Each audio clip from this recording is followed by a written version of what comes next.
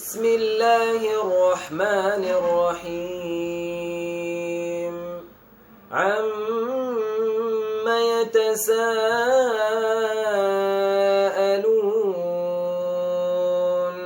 عن النبأ العظيم الذي هم فيه مختلفون كلا سيعلمون ثم كلا سيعلمون ألم نجعل الأرض مهادا والجبال أوتادا وخلقناكم أزواجا وجعلنا نومكم سباتا وجعلنا الليل لباسا وجعلنا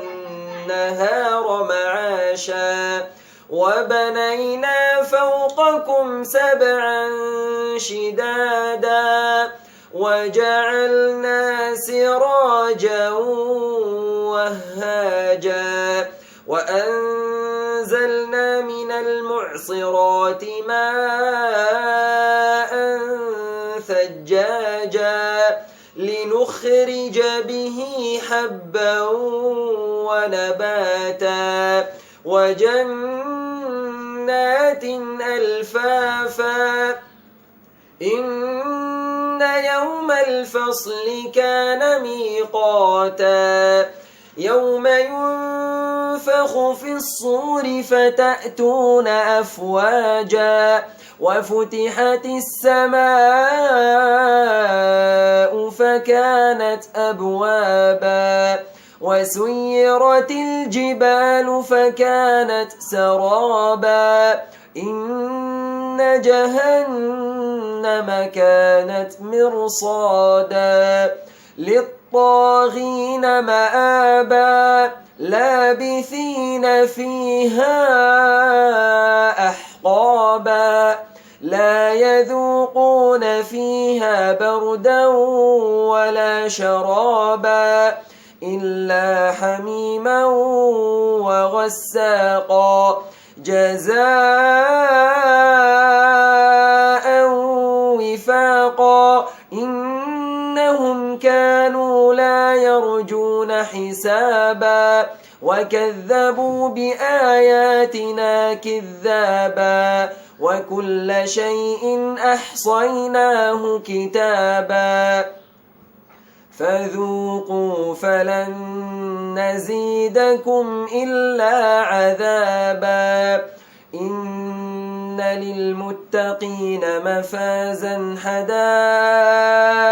وأعنابا وكواعب أترابا وكأسا دهاقا لا يسمعون فيها لغوا ولا كذابا جزاء من ربك عطاء حسابا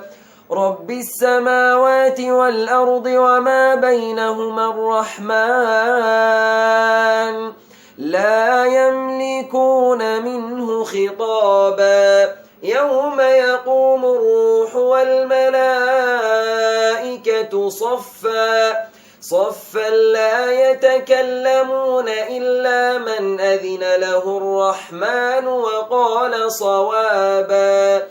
ذلك اليوم الحق